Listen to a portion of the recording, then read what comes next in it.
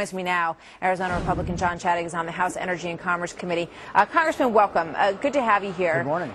Good morning to you. That is an interesting question, because when you hear that each one of these companies has their plan for how much boom they have and what they would do if something like this happened to them, it is striking that the White House did not call on all these companies to rally together at the onset. Right.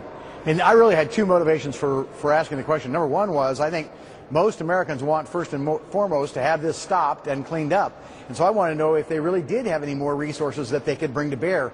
But the second question was, who had asked them? And what did come out, and I'm sorry their answers weren't a little louder and a little clearer, is that neither the president nor the White House ever contacted any of them. I don't know why the president didn't call them into a meeting and say, hey, this is happening, you're all in the business, what can you add and how can you help? That didn't happen. What they did say had happened is that as an industry, they offered assistance to BP because they had some resources that they thought might help. Yeah, and did they all provide that help to BP? Yes.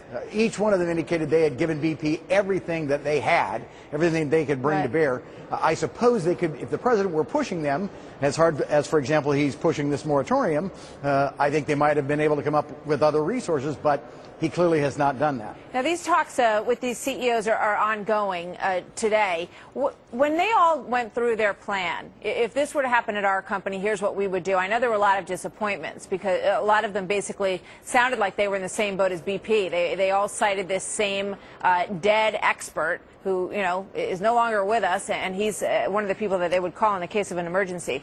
But did you get any sense that BP is acting differently, is an anomaly, is this case an anomaly compared to the way other companies work?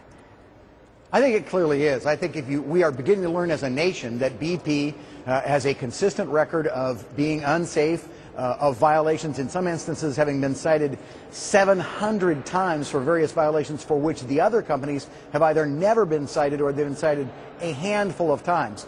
And I have picked up from, just as a member of Congress asking around, asking questions, that the other executives of the other major oil companies were concerned that BP was cutting corners, but as competitors, there was not much they could do about it. I think this was a human, not a system failure, and I put in the record at the hearing an article which documents that it was a human failure, that BP saw lots of safety violations, lots of reasons why they shouldn't have proceeded.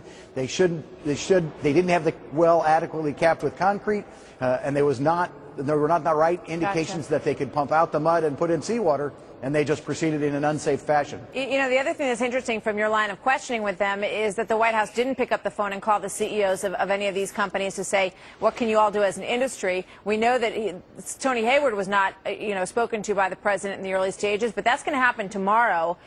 What are your expectations for that meeting, Congressman? Well, clearly the president is going to put BP under pressure to put up a fund. He has no legal authority to do that, but I don't think that's where we ought to be focused. I think one of the biggest concerns right now is, as your program just showed, how much more damage is the moratorium doing?